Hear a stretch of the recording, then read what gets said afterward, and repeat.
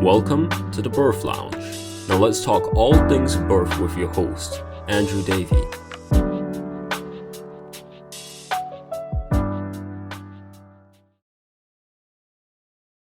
This podcast is brought to you by iBirth Professionals. Hey everyone, welcome to episode number 4. I'm here with the amazing Lauren McLean from In Birth and Beyond. Very blessed once again to be speaking to people that just, like I just shared with Lauren, have so much knowledge and wisdom to share, not only as a mother, but also being in the world of supporting and helping mothers as well. So Lauren, thank you for saying yes. Thank you for being here. I have no idea what we're going to talk about, but I just know there's some very cool stuff that I'm about to hear. So thank you. Thank you. Hi, everyone. I found myself just jumping into this instinctively because, you know, these conversations need to be shared, I think. Yeah. whatever that is. Beautiful. No, I love that you said that too. These are conversations that need to be had. So, Lauren, firstly, love to get a little insight into you. Like, what brought you to the birthing world? You know, maybe share a little bit about what you do as well and the amazing support work that you do. Absolutely. So I have been, I guess, living a fairly natural, holistic lifestyle for probably about the last 9 years or so. I became a yoga teacher, and that kind of led me into a lot of these things. And then almost 2 years ago, no, it's longer. It's way longer than that. Maybe almost 3 years ago, I found out that I was pregnant, and it was a really interesting journey. It wasn't something that we had really planned to do, but I think maybe intrinsically was ready to do. And it was something that I just knew straight away that there was going to be a certain way I wanted to go about things that was going to be outside of the norm, if you like, or the status quo. I, from very early on, probably like 6 or 8 weeks, was like, we're having a home birth. That's just, you know, and a lot of women really take time to come to that, and, you know, still have fears and little niggles and, oh, I don't know, that seems risky, like all of those things. But just straight away I knew. And my first appointment with my midwife, who was recommended to me, and is just, I speak of her so highly. She's such an amazing woman. And that first appointment, she said, what's your plan? And I said, home birth. And she went, oh, great. Okay, here we go. She was stoked. She was like straight on board. My partner was a little bit like, okay, I think I need to know a little bit more. But after a few appointments with her, he was like, yep, on board. And that I remember, it's so vivid in my mind still, that first appointment with her. She said 2 things that I want you to really take away from this whole journey is, 1, remember that this is your body and your baby. Everything is a choice. And I mean everything from start to finish. She really wanted to, I guess, reiterate that to me. And know that you're powerful, you're strong, you're a healthy woman, and you know how to birth your baby. So she said to me those 2 things, and that really stuck with me the whole journey. And as soon as she said those things to me, I instinctively knew, I already know this. I already know this. I'm strong enough in myself to be able to speak up for myself and stand strong in my own views and my own beliefs. So I went through the whole pregnancy journey feeling really confident. I didn't really have any fears around birth. And I had a really interesting time in terms of support. I had to be very choosy about who I told I was planning to home birth, because I come from a very medicalized family with lots of doctors and nurses and midwives in my family. So that was interesting to kind of get their biases and their judgments from a place that, you know, a very outdated evidence, I guess. So that was a really interesting experience. But the whole way I felt completely confident. I was ready. We went and did the Hypnobirthing Australia program, which was amazing, just to really nurture my mindset, and was doing lots of things in terms of, you know, daily yoga practice and work with affirmations and hypnosis and, you know, lots of different things like that. But I remember after I gave birth, it was my midwife, my designated midwife, didn't actually make it to my birth. There was another midwife, but she had seen the video footage of all unfolding, and my student midwife was there to also relay that. And I guess I kind of became a little bit of like the talk of the birth center at that time. I remember the words of one of the main midwife that was there was like, "Did you just sneeze and have a baby?" And I remember that conversation. I think I might have been, I don't know, maybe 3 or 4 days postpartum.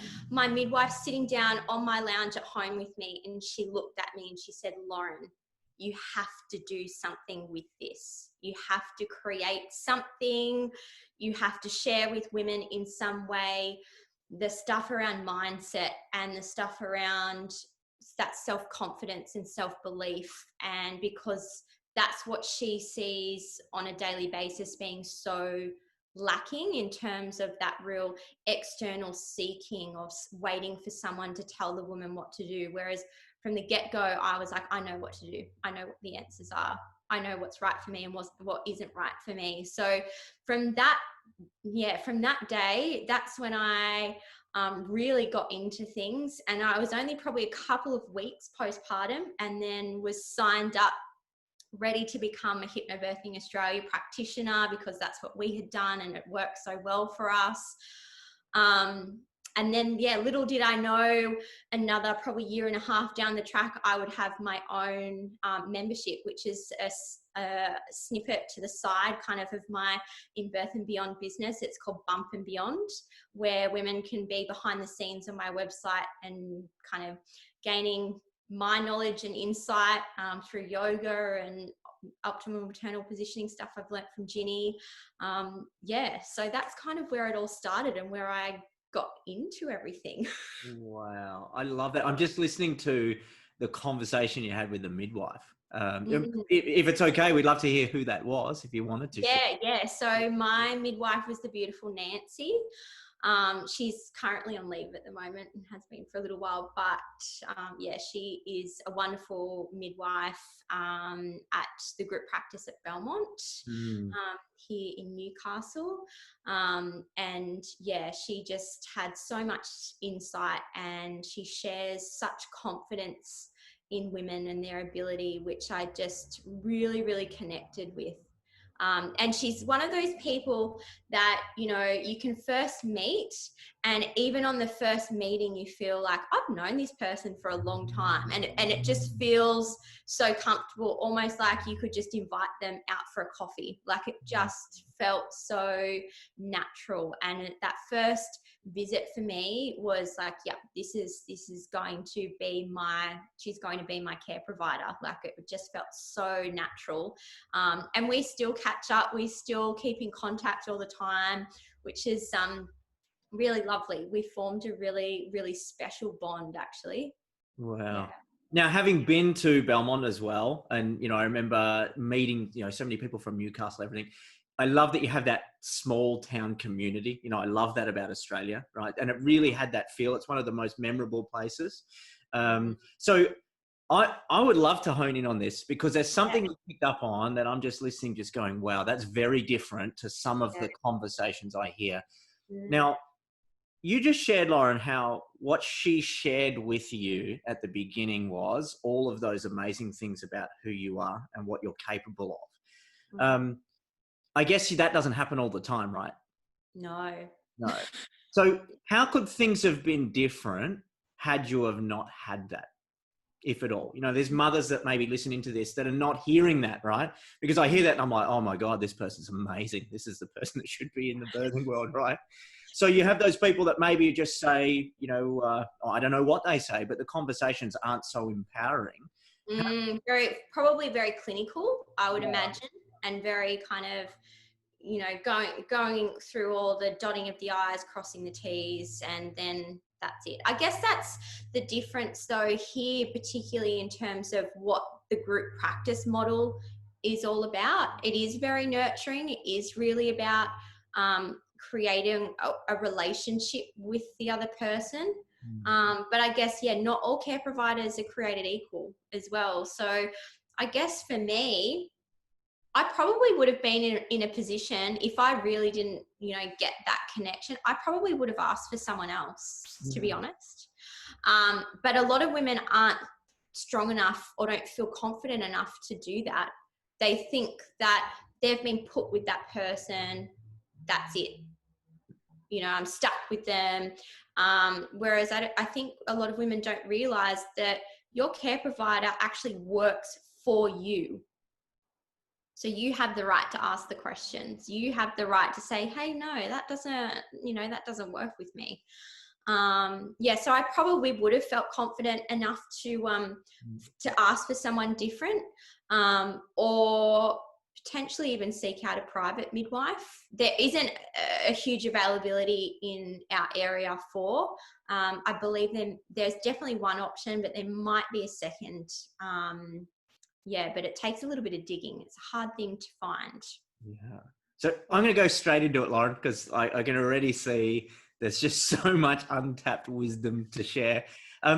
If we look at, I'm going to be really blunt in this question.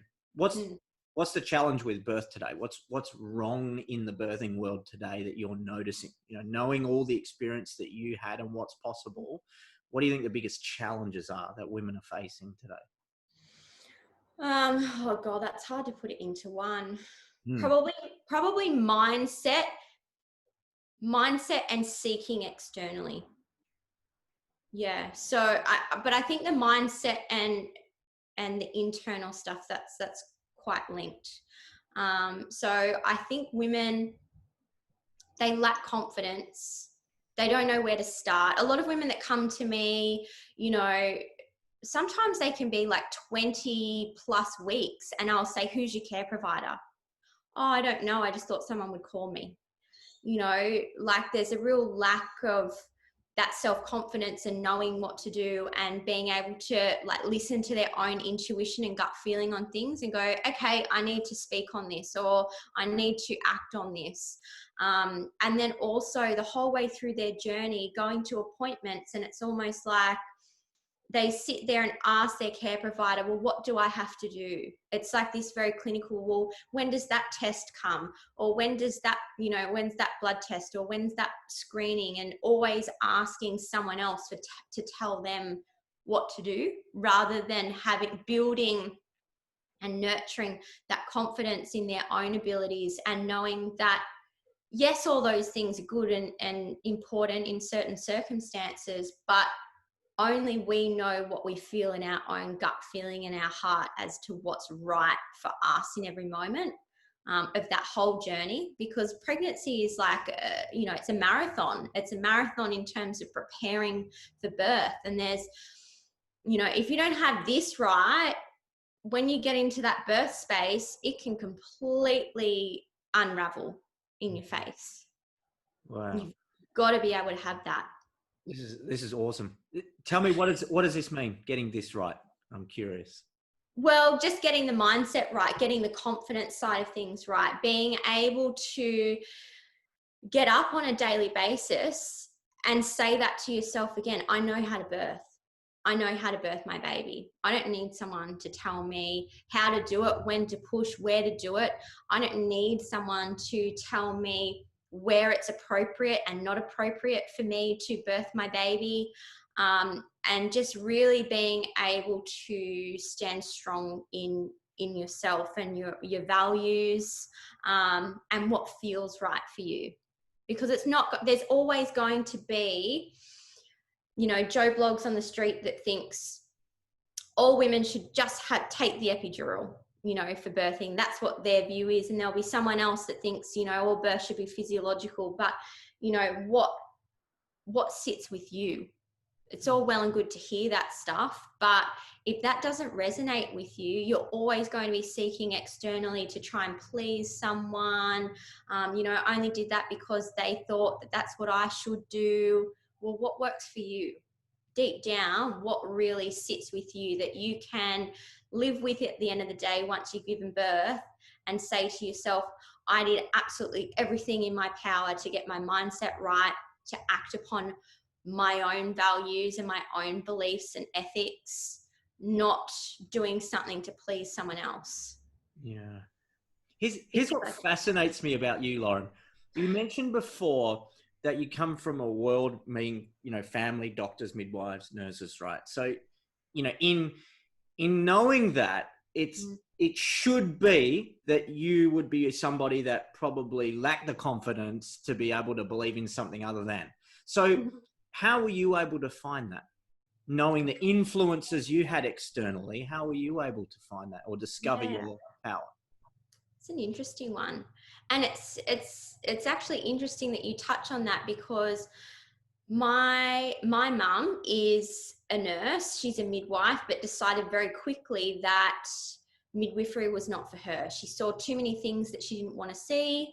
The birthing world was very different when she was doing so, around 30 plus years ago. It was very medicalized at that point. It was very, popular with the obstetrician and all of those kind of things, over intervene. I mean, it's things are over intervened these days anyway. But my whole life, she did always, say, oh, my birth with you was so hard. It was, 24 hours and this dramatic, and I was in the bath and this happened and that happened.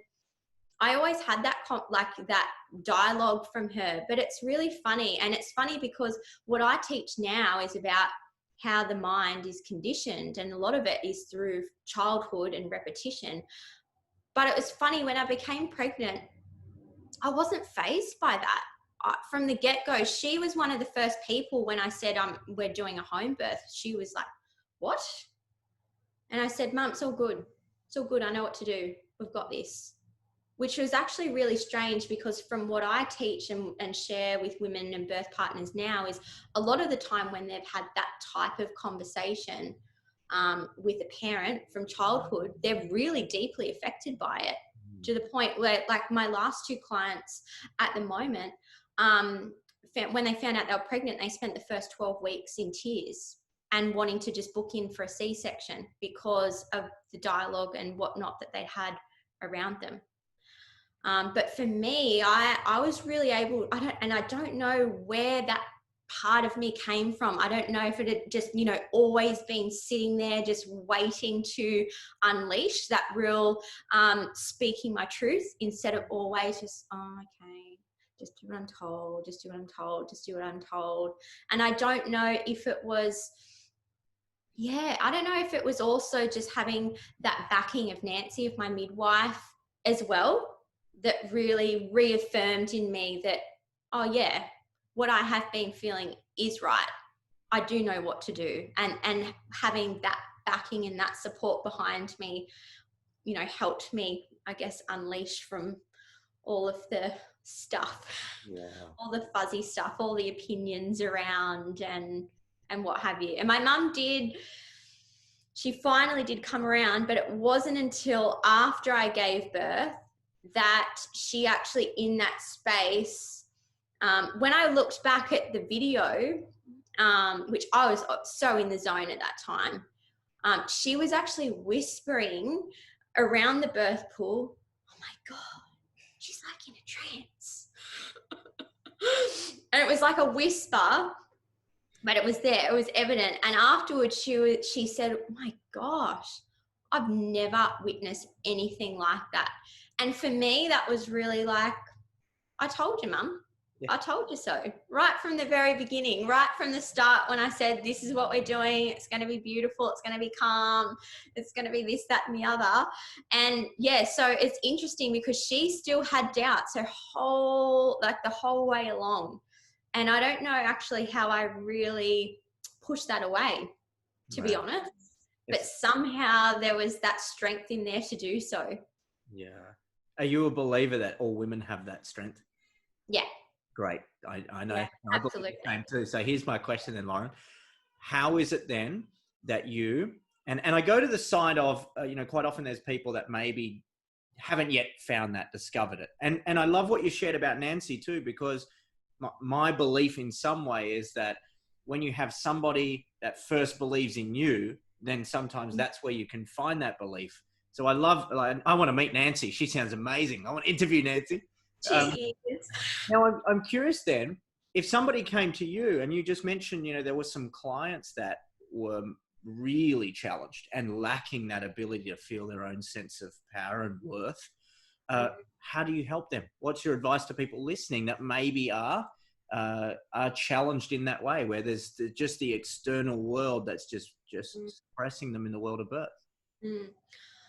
Oh gosh, there's a lot of things. I'll always question what the support network's like, because if you've got a support network that is, constantly on a daily basis talking to you about how, my birth experience was horrific, it was traumatic, it was awful, being surrounded by that on a daily basis is not going to help you. So keeping those people, even if it's just for the short duration of your pregnancy, at an arm's length, at a distance, is going to be in some way impactful on your mindset. A lot of the fear, I think, can also, or the lack of confidence, can be from a lack of knowledge. Because what I see over, after a 4-week period with these couples, is that they kind of walk out transformed in terms of, wow, I'm ready to do this, compared to when they first, walk in, they're kind of a little bit apprehensive. I don't know what I'm here for. I'm hoping it'll be helpful. But really having that huge base of knowledge and know-how can really transform and make them kind of, stand a bit taller and like, yeah, I've got this, because I actually know what this birthing process is now. When you talk to people and they're like, I didn't even know what a placenta was. And then you're telling them you've got to birth it. At first that can be like, oh God, I know nothing. But, after some time and some nurturing, once those things, those questions get answered and we start to, delve into the can of worms, they feel a lot more confidence with the knowledge that they've got, to then be able to take that back to their care providers and say, hey, look, that doesn't work for me. Or, hey, I want to ask you a few questions about this because I have my concerns. Or, and then that piece of, I just spoke up then, can then continue that thread of, oh, it might have felt a little bit uncomfortable at first to lean into that, but now I'm like, oh, I've spoken up once, I can do it again. And then that confidence piece can really come with. So I think it's more about the mindset stuff and the confidence stuff. It all comes with practice. It's not something that you walk in and go, yep, I've got it. Great. Because I think for me, deep down, maybe I had already been doing a lot of that work in terms of self-belief and what have you before that point of becoming pregnant. Whereas a lot of women will get pregnant and then start doing some work around mindset. And so it's new. And it's like, anything, you learn a new language. Day one, you might be able to recite back what your name is, hello, my name is, in that language. But after a year, you're like, oh, this is easy. Because you've been implementing, you've been putting into practice time and time again. So like a lot of the things I teach around mindset is daily implementation. It doesn't have to be long. It might be sitting in your car listening to affirmations. It might be waking up and meditating for 5 minutes and doing some breath work. It might be standing in front of the mirror and saying those things to yourself. Like, there are so many ways that you can implement, mindset practices to really build your own self-confidence along the way. But that's amazing advice. Absolutely amazing. And Lauren, so imagine, with somebody then stepping out. I love it. You use the word speak your truth, right? And that feeling sense of power and speaking up maybe for the first time. What do you then suggest that people that do speak up and maybe hit the wall that could inevitably happen, right? Where they speak up and they might be hit back down, as an example. Yeah. It's an interesting one, and it's similar to anything else in life, really. You know, you can be knocked down. Well, what do you do with that? Mm. Do you sit? And this is actually another thing that I got from Nancy right at the end of my pregnancy. I was 41 weeks, beyond 41 weeks, and I was going through daily appointments at a different hospital for like scanning and fluid levels, and because I was considered post dates. And that was real turmoil because I had, you know, the group practice midwifery side of things going, you know, you can do this, you know what to do. And then, you know, only you know what's right for you and your body. And then the very medical system saying, come in, you need to do all these things. You need to induce, you need to, so that was, yeah, that time was very interesting. But I remember after one appointment at that hospital, I was straight on the blower to Nancy, and she said, call me as soon as you walk out of that appointment. And I called her hysterical. I was in tears. I was like, this has all gone out the window. And that was probably my first moment of weakness. And I think a lot of people think that, oh, you know, if you're really quite strong in your beliefs and your mindset, you've just got it together all the time. You don't. You still slip. You absolutely. And that was my first moment for me. And I remember she said to me, okay, you need to come to me right now. I'm at the birth center. So we drove all the way there. I'd been in tears, hysterical the whole way there. So it's about a half an hour drive. And we got there and she said, okay, you've been in your pity party. You're allowed to have 20 minutes of a pity party, and that's it. Okay. And I said, oh, but it takes half an hour to drive here from the John. She said, well, that pity party should have been over 10 minutes ago. Come on. You've got this. You've got this. Pull your socks up. We can do this together. Wow. And that moment was like, oh, wow. So that was another really powerful moment in that, you know, feeling knocked down, feeling defeated, feeling like everything had just unraveled in front of me because I had all these medical, you know, people saying you should do this that wasn't really evidence-based recommendations and, you know, what have you. So yeah, you absolutely can get knocked down, but I guess it's a matter of potentially character in terms of going, okay, I can either sit and wallow in this and it can completely ruin my whole birthing experience, my whole outlook, everything. Or I can choose to adapt to these new circumstances and go, okay, things have changed, but how are we going to work with the new circumstances? So that might be a care provider saying to you something that you don't want to hear. You know, you've got the power. You've got the power to either sit and wallow in that and go, oh, this whole pregnancy journey is going to be awful because I really don't like my care provider because they've just completely disagreed with something that I really believe in. Or you can stand up and go, you know what, you're fired. I'm going to pick someone else. So, you know, how do you, you know, you've always got options. There's never like an end of the road point where, you know, it's a lost cause. You've sometimes just got to look for it. Wow. And thank you for vulnerably sharing that. I mean, that makes it so real for people, you know, because we hear Lauren found that power and had her moments, which we all do as human beings. It's wonderful to hear. Not wonderful that it happened, yet it was part of the experience, right? And I think a lot of people think as well, oh, she had the most, they see me talking about my birthing experience, which I do in such a way that it was, you know, empowering. It was powerful. It was intense, but it was beautiful. It was amazing. And I think people hear that from me and think, oh, she had everything for her was perfect the whole way along. She had no issues to deal with. It was easy. You know, no, it wasn't. It was, you know, I had those moments where I got knocked down, particularly right towards the end, but I'd already been, you know, really implementing that mindset stuff on a daily basis from, you know, well earlier on in my pregnancy, that come that point, I was like, I've got the tools to be able to drag myself out of this. I do. I've been practicing this on a daily basis. I can move through this. Wow. This too shall pass. That's amazing. But so, Lauren, if you look at having a magic wand in the world of birth to create things as you would want it to be in the world, what would you change, if anything? Women always being at the top of the hierarchy. Oh, tell me more. That sounds amazing. Yeah. I've never heard that answer too. I asked this question to so many women.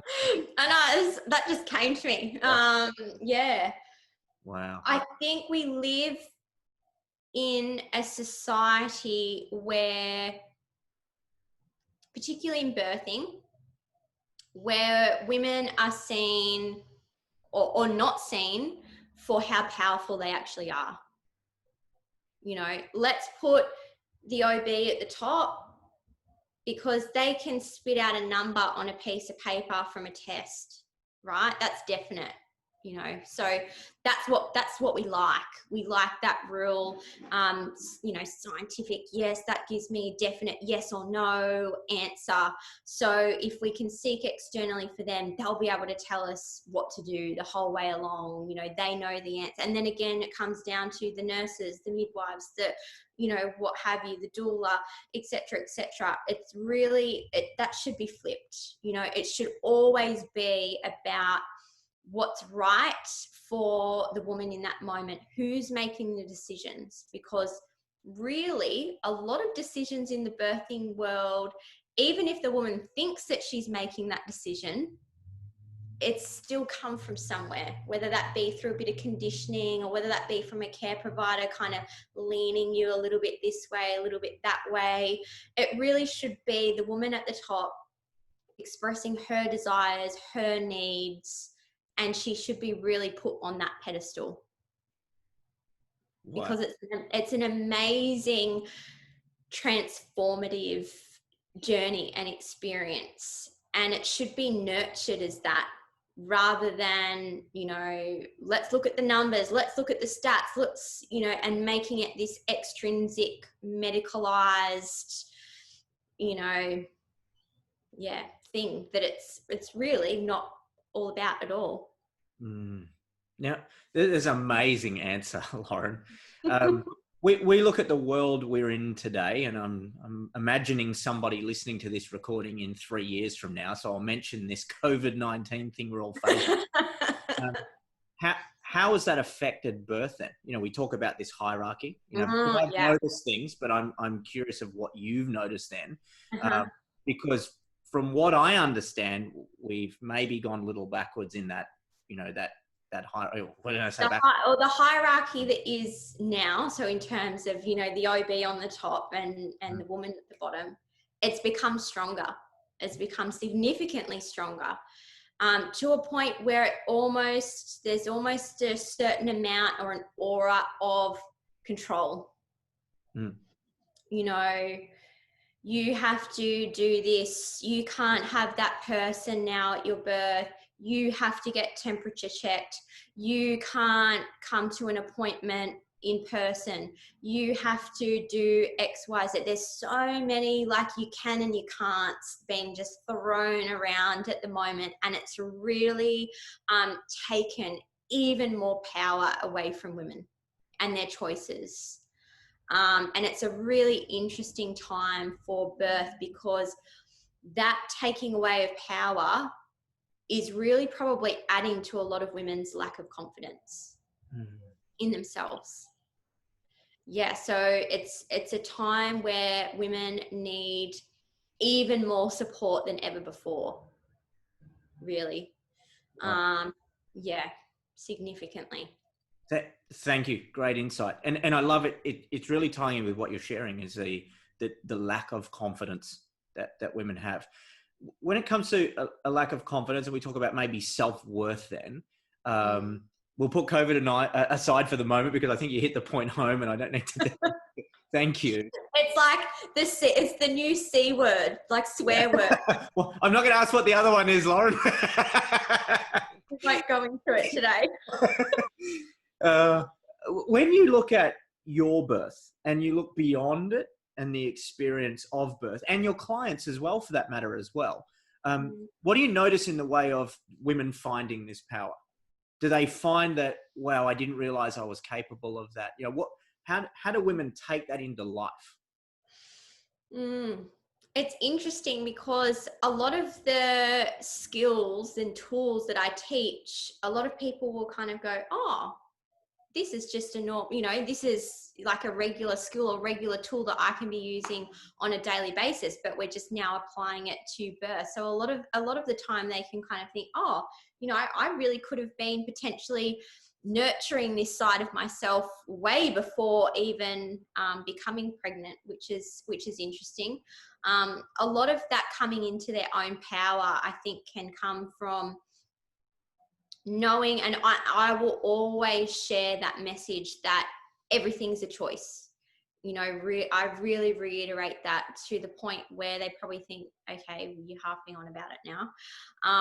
But you don't realize the mind is like a sponge. So everything, we take on everything, you know, we absorb everything in our environment. So it might be that, you know, then they're at their 39-week appointment and something gets said that all of a sudden, oh, hang on, I've just remembered. I've got a choice. I've got the power here. I'm the one that, you know, controls potentially how this plays out. A lot of the time though, for first-time mums, I find particularly a lot of the time that recognition of like true power doesn't come until I hear from them after they've given birth. That they then say, like, you know, I felt confident, I felt excited to even birth my baby, I felt ready, but there was still that little tiny ounce of, oh, what if, you know, is this too good to be true? Can I really do it?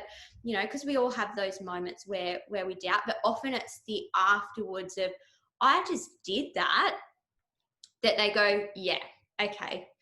That's where that true power is. I really believe it now. It's almost like the birth side of things is the affirming event that they need to show them. And I'll often message women back and say, I hope you feel really powerful now. And they'll normally write back and go, God, I feel like, you know, so strong, so empowered. And a common thread that I hear is, you know, when I have those moments of life feels a bit shit, or, you know, I'm having a bit of a time where I'm struggling, I look back and I go, oh my God, I birthed my baby. And then there's this like full turnaround of like, shit, I'm powerful. In that new situation that they're thinking, oh, it's the end of the world, oh, it's this, it's that, and then they can kind of think, hang on a minute, if I did that, I can do anything. It's amazing. And I'm man enough to admit this, when it comes to birth, the empowerment of women, I mean, that is something that women own. You know, that is something we can honor and respect, but women own that. So hearing this, and I hear the stories of what women share on the other side of their birth experience in realizing what they're capable of, I think what I'm really getting from you is that birth is a wonderful modality or way in which people, women specifically, can discover what they're capable of. That really is huge. And like for me personally, you know, I was working in a job that I thought, you know, I really love this job. It's great. You know, I have such an amazing, supportive working environment, all of these things. And it wasn't until giving birth and realizing, you know, I'm starting a new course, because it does happen quite often with mums in the postpartum period, really, like, you know, and I know Ginny was the same, really questioning, what's my life all about? What am I doing with my life? Really digging deep and asking for that meaning and that purpose. And I really started to seek that out after giving birth, and just kind of fell into this. No, I don't believe necessarily that all things just happen like that. I think there was a lead up of events subconsciously that have very purposefully led me here. But really interesting how things unfolded for me in terms of completely changing my life path, to actually waking up in the morning and knowing that I have clients, or knowing that I'm doing whatever, and being like, I'm so excited to go to work today. I'm so excited to speak up and to share with women, because before I probably, like, if you looked at my own personal social media page, you would be like shocked. The last thing I posted was about 4 years ago. I'm not out there at all, but on my like business page, I love it. I am so like passionate and excited to share things with women. And I'm like, okay, what are we talking about today? Wow. And Lauren, what were you doing?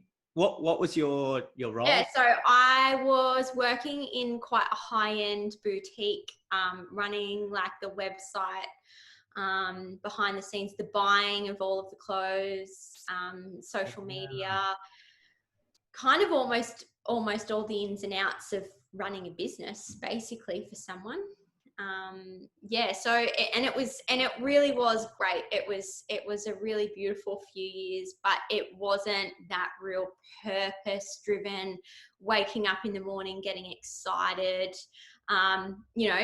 Who'd have thought like I'd be waking up on a Monday going, yeah, it's Monday. Amazing. What a wonderful reminder for everyone too. Yeah. Now, Lauren, I have two questions I'd love to ask. I'm not sure if you listened to the last interview I did was with Amy. Amy shared her birth experiences as well. And I guess taking into account, your knowledge that you have in supporting parents, the birth experience you've had as well. Someone's listening into this, they might be mother. They might be first-time mother, second-time mother, didn't have a great experience first time. What's your advice for them is your first question. What's your advice for those mothers? And what's your advice to, I guess, birth professionals of the world? We talk midwives and the world of birth. So your advice for each of those. So I guess if you're first-time mother, you've kind of got the benefit of the slate being clean, if you like. I don't know if that's a great term for, but you've kind of got this blank piece of paper to create on it whatever it is that you desire. So starting to put in the work, it is a marathon journey. It's not something that you can just show up for on the day thinking, okay, I've just done absolutely no preparation for this marathon whatsoever, but I'm going to win at the start line. Like, it's an unrealistic expectation. It takes work and nurturing in terms of mindset, knowledge, in terms of like the physiology of birth, body work, all those little daily, intrinsic and extrinsic practices. So putting in that work. In terms of second time round, you've got that benefit of you've done it before. You're capable of doing so. But for a lot of second time mums, they can have kind of unresolved feelings, particularly if there is a little bit of birth trauma. And that takes, again, time and daily practice and work to work through those feelings and emotions. So for second time round, it can be a little bit more of the emotional stuff, sifting through, maybe I didn't really overly like how that panned out, or, wasn't too crash hard on that. Particularly if there's birth trauma, it's important to seek someone out and do the work to move through that, because trauma stays in our cells. And if we haven't dealt with it, it might not come up until you're actually in labor again. And you have that overwhelming feeling come over of, oh, I remember this from last time, that then the body can go and seize up. So doing the work to keep everything in a place where the body can open and relax into that new moment, and seeing it as, yes, that was how my birthing journey unfolded first time around. This is a new experience with new knowledge, new work, new mindset, new whatever, and seeing it as completely different, separate from one another. Yeah, particularly if there is some if there are unresolved feelings, I think that's important to see this as I can reclaim my power. If I didn't feel it last time, I can still reclaim it. Again, it's not a lost cause. We can still do the work. And then in terms of birth professionals, language, I would say language. It's incredibly powerful, an incredibly powerful tool. It's something that I teach, and clients will never really hear of me talking the word pain. Not to say that, some women describe their birthing experience as painful, some women don't. I personally don't. I describe it as being incredibly intense. But the connotations that we can have with certain words and how they actually impact the system, because every thought that we have creates a physiological response, so a physical and a chemical reaction in the body.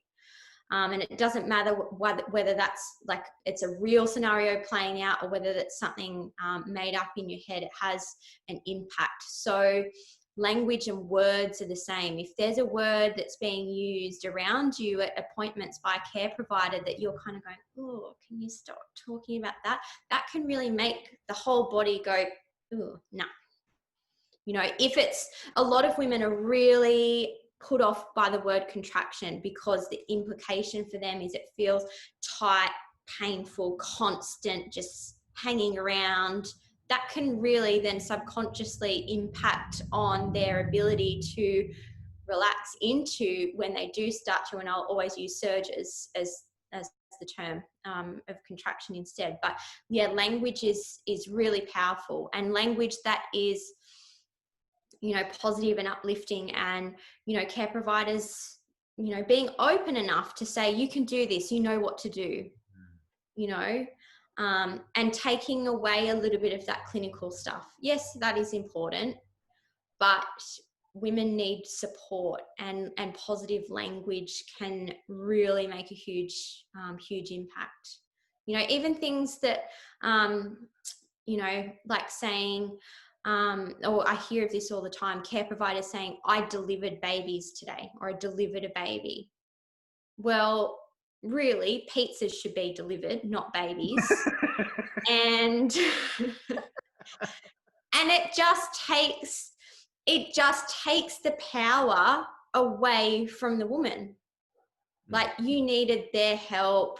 You couldn't do it on your own. They needed to be there to do it for you.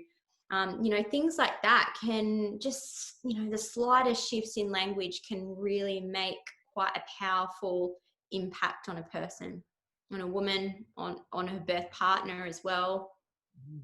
Yeah. I'm so glad I asked that question. That was amazing, Lauren. Yeah. And I just quickly wanted to highlight, I'm going to ask you the question. What does empathy mean to you? You use the word empathy. What does that mean? Being able to put aside all of your shit and all of your beliefs and how you think it should be, and really being able to sit with that person on their level and connect with what it is that they need, what it is that they're feeling, what it is that they're experiencing, and see them for who they are, completely, purely who they are in that moment. Shit, that was a very powerful answer. Wonderful. Now, Lauren, I don't know. That just came to me. Amazing. That's so Lauren, I've had the best fun talking to you. Thank you so much. Thank you. I've had a lot of fun. We met really briefly, but this was the first time I reached out to you just on Instagram, sent a message to say, hey, do you want to have a chat? And I'm so glad we did. I'm really grateful for your time. I'm very respectful of it as well. I know you got a little one that's probably knocking on the door. She's actually having a sleep at the moment. Well, I still hopefully when I go outside. I don't know how you timed that so beautifully. It was perfect. Yeah, I don't know. Lauren, thank you so much. Just quickly too, how do people keep in touch with you and follow Yep. So mainly on Instagram, although I do have a Facebook page. So at In Birth and Beyond. So and the word. My website is www.inbirthandbeyond.com.au, and that's also the side of things where my membership platform is connected to. So it only open. It's actually just closed at midnight last night Sydney time. So it only opens for the first, well, this was a little launch offer, but it only opens for the first week of each month. Is when doors open for. Yeah. And then also all stuff on socials related to the Hypnobirthing Australia program that I teach. It's a positive birth program. So it's for all births. It's not just, very one-sided, like, this is what you have to do. It's about what a positive birth is for each individual birth team. And yeah, all things related to mindset, body work, yoga, optimal maternal positioning, all the good stuff. Amazing. Well, I think it's all good stuff. It might not interest everyone. anyone in birth, I think it would. Yeah.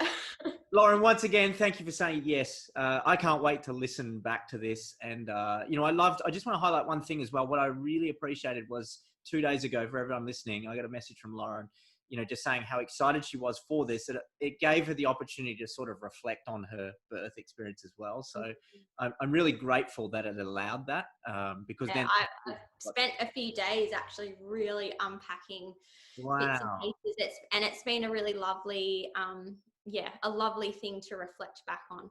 Amazing. Wonderful, yeah. Lauren. You have the most fantastic day. Everyone listening in, thank you so much for being here. I hope you really enjoyed the wisdom and the power that this amazing woman has. Lauren, thank you so much. Thank you, Andrew. Thank you so much. Have a wonderful day.